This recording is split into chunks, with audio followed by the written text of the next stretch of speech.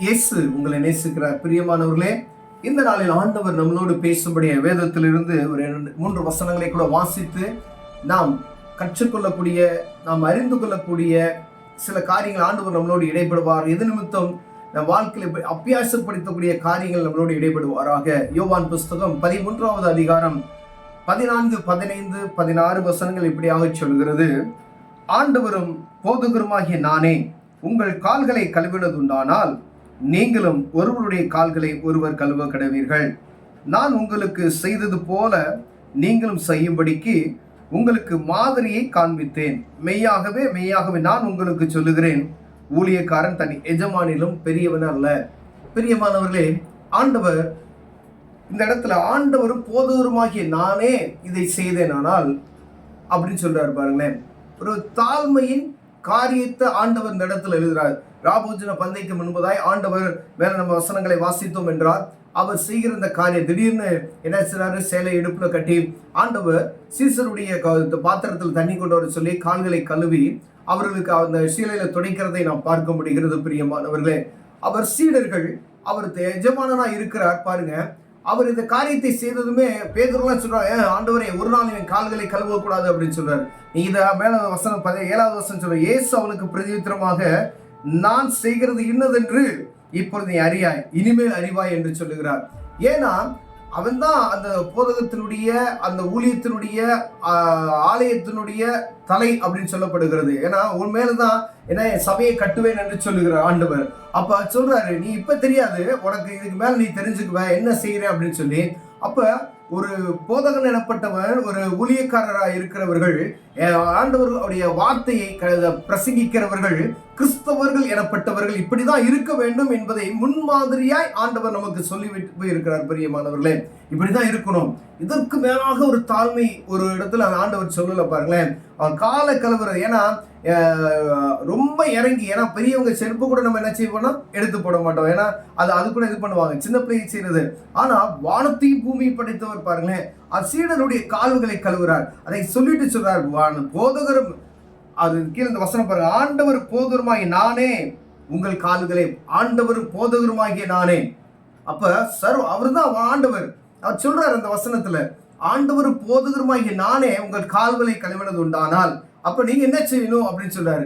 ஆனா நமக்குள்ள சில நேரங்கள் என்ன செஞ்சிருது, பெருமை ஆட்டோமேட்டிக்கா நமக்குள்ள வந்துருது. பிரியமானவர்களே, கர்த்தர் நமக்கு கற்றுக் கொடுத்த இந்த வசனத்தை அப்பியாசப்படுத்தும்படியா இந்த வேதத்து வசனம் எழுதி வைக்கப்பட்டு இருக்கிறதை நாம் மறந்து போக கூடாது. நீங்க கடைபிடிக்கணும், இதை நீங்க செய்யணும்னு சொல்றாரு. ஒருவேளை நீங்க ஒவ்வொரு கால்களை ஆண்டவர் கழுவு சொல்ல, சில சபைகள்ல நான் பார்த்தா அவங்க கால்களை கம்யூனிஸ்ட் சர்வீஸ்க்கு முன்னாடி கழுவுறாங்க. ஆண்டவர் அப்படி போய் ஒவ்வொரு கால்களையும் கழுவு சொல்வதற்காக அப்படி சொல்லல. ஆனா ஆண்டவர் என்ன சொல்ல, தாழ்மையை வெளிப்படுத்துங்க, அவ்வளவுதான். அவர் உங்களுக்கு மேல ஒரு எஜமானன் உண்டு அப்படின்றது நீங்க மைண்ட்ல கொண்டு வரணுன்றதுக்காண்டி, நான் சர்வ வல்லமையுள்ள தேவன், நான் கால கழுவுனா நீ எவ்வளவு தாழ்மையா இருக்கணும்னு சொல்லி.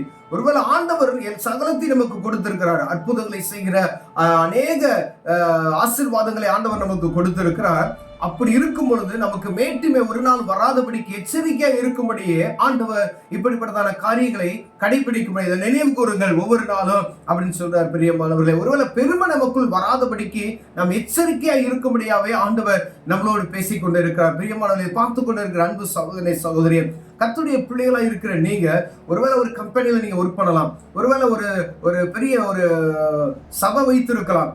ஆனா ஆண்டவர் இந்த இடத்துல நம்ம சொன்னது காரியம் என்னன்னா, பெருமை வராதபடிக்கு உங்களுக்கு கொடுக்கப்பட்ட ஆட்டுக்குட்டிகளை சரியாய் நடத்தும்படிக்க ஆண்டவர் அதை நம்ம தாழ்மையை வெளிப்படுத்தும்படியா ஆண்டவர் சொல்லுகிறார். பிரியமானவர்களே, நீங்க வேலை செய்யலாம், உங்களோட அநேக பேர் வேலை பார்க்கலாம், அவங்களை நடத்துவதுல உங்களுக்கு ஒரு எஜமானன் உண்டு என்பதை நீங்க என்ன செய்யணும், இருதயத்துல எப்பயுமே வச்சுக்கணும். ஒருவேளை நான் தான் எஜமானன் அப்படின்றது ஒரு நாள் வரக்கூடாது, நான் தான் எல்லாத்துக்கும் தலைமை அப்படின்றது ஒரு நாள், ஏன்னா நமக்கு மேல ஒருவர் இருக்கிறார் என்பது ஒரு நாள் மறந்து போகாதபடிக்கு ஆண்டவர் சொல்றார். அதுக்குதான் நான் கர்த்தரும் அப்படின்னு சொல்லி கீழே அந்த வசனம் சொல்லுங்க, ஆண்டவர் போதகருமாகி நான் இதை செய்தேன், ஆனால் நீங்க என்ன செய்யணுமா அதை செய்யுங்கள் அப்படின்னு சொல்லி. அப்ப எவ்வளவு தாழ்மையா இருக்கும்னு சொல்லி ஆண்டவர் நமக்கு கற்றுக் கொடுத்திருக்கிறார். பிரியமானவர்களே, ஒருவேளை நமக்குள்ள பெருமை எல்லா மனிதனுக்குள்ளேயும் இருக்கும் பாருங்க.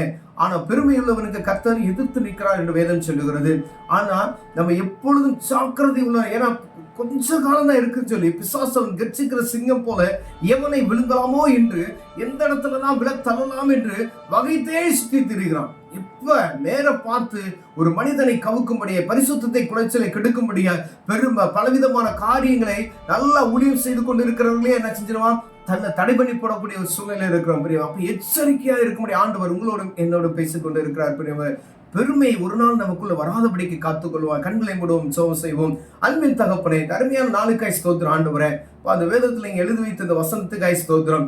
எங்களுக்குள்ள பெருமை ஒரு நாள் வராதபடிக்கு ஆண்டவர் எங்களுக்கு கற்றுக் கொடுத்த அந்த தாழ்மையை வெளிப்படுத்துவதற்கு கிருபை தாங்க. இயேசுவின் நாமத்தில் பிதாவே, ஆமென், ஆமென்.